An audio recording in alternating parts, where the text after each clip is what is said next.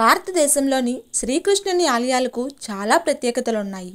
శ్రీకృష్ణుని ఆలయాల్లో ఉత్తర భారతదేశంలోని శ్రీకృష్ణ పరమాత్ముడు జన్మించినటువంటి మధుర, బృందావన ప్రాంతాలు, గుజరాత్ రాష్ట్రంలోని ద్వారకా, బేట్ ద్వారకా ఎంతటి విశిష్టత ఉన్నవో దక్షిణ భారతదేశంలోని కర్ణాటక రాష్ట్రంలోని ఉడుపి శ్రీకృష్ణుడి ఆలయానికి అంతటి విశిష్టత ఉన్నదని ప్రముఖులు చెబుతున్నారు.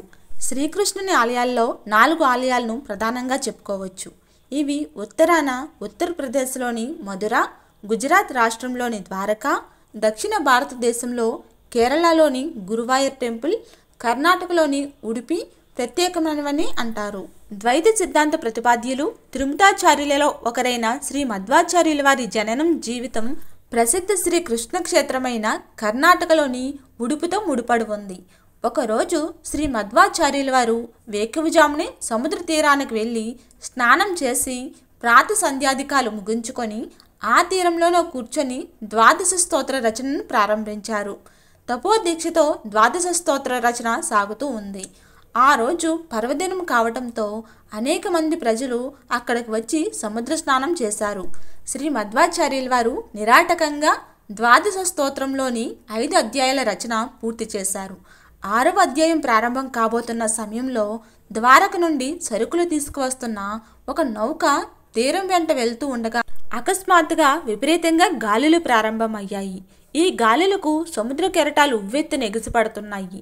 నౌక ప్రమాదంలో చిక్కుకుంది. దానిని రక్షించుకోవటానికి అందులోని నావికులు చేస్తున్న ప్రయత్నాలు ఫలించడం లేదు. క్రమంగా నౌకలోకి నీరు చేరడం ప్రారంభమైంది. ఏ క్షణమైనా నౌక మునిగిపోవడానికి సిద్ధంగా ఉంది. నావికులందరూ భయాందోళనకు గురైన సమయంలో చివరి ప్రయత్నంగా నౌకకు సంబంధించిన ముఖ్య వ్యాపారి ఒక అతను తీరం వైపు చూస్తూ రక్షించే వారి కోసం ప్రార్థన చేయడం మొదలుపెట్టాడు.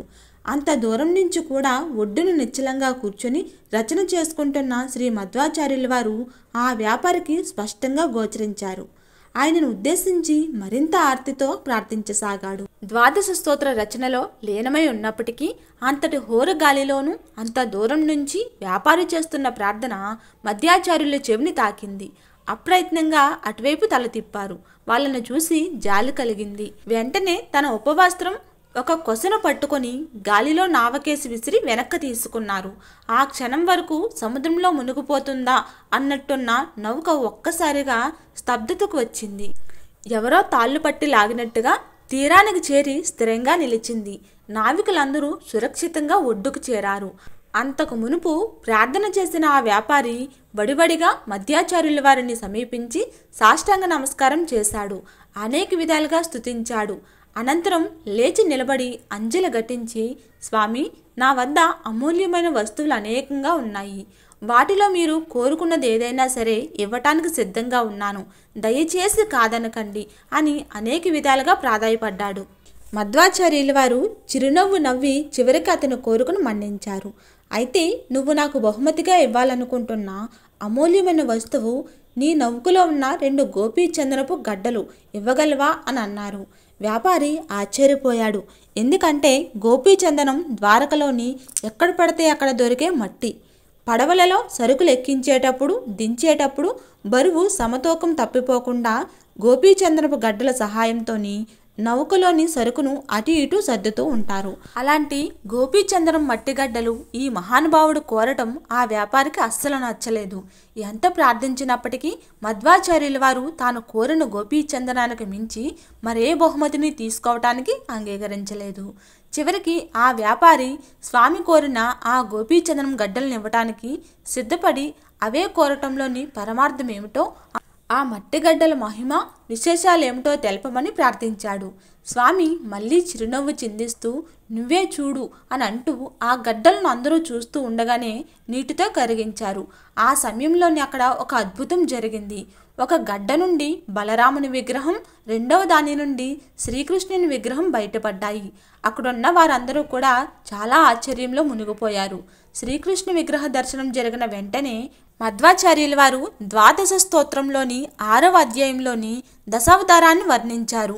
బలరాముని విగ్రహాన్ని అక్కడే ప్రతిష్ఠించి శ్రీకృష్ణుడి విగ్రహం తీసుకొని ఉడిపికి ప్రయాణమయ్యారు. శ్రీకృష్ణ ప్రాప్తి తర్వాత ద్వాదశ స్తోత్రాన్ని పరిసమాప్తి చేశారు. శ్రీకృష్ణుని విగ్రహ రహస్యమేంటి, వాస్తవానికి జరిగిందేంటి అనే కథ మరింత ఆసక్తికరంగా ఉంటుంది.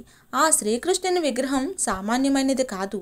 ఒకసారి దేవకీదేవి, కృష్ణ, నీ బాల్యలీలలు చూసే భాగ్యం యశోదకు కలిగినట్టు నాకు కలగలేదు. వాటి గురించి విని విని ఎప్పటికైనా చూడాలని నా మనసు తహతహలాడుతుంది. చూపించవా కృష్ణ అని ప్రార్థించింది. కృష్ణుడు ఆమె కోరికను మన్నించి మరుక్షణంలోని శైశవ దశలో కృష్ణుడిగా మారిపోయాడు. తప్పటడుగులు వేస్తూ నడిచాడు. దేవకీదేవి ఒడిలో కూర్చున్నాడు. ఆమె స్తన్యాన్ని త్రాగాడు. కేరింతలు కొట్టాడు. కొండ పగలగొట్టి వెన్న తిన్నాడు. ఒంటి నిండా రాసుకున్నాడు. పామును తాడులాగా పట్టుకొని మజ్జిగ చిలికినట్లుగా నృత్యం చేశాడు. మరీ ముఖ్యంగా తనతో పాటు అన్న బలరాముణ్ణి కూడా చూపించాడు.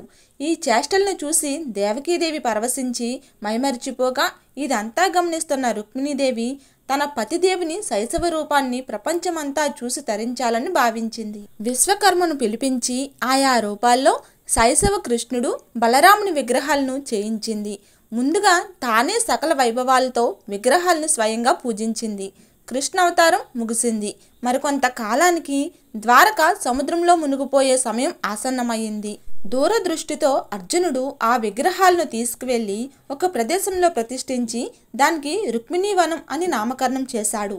కాలక్రమంలో ఆ వనం యావత్తా గోపీచంద్రం మట్టిలో కలిసి కనుమరుగైపోయింది.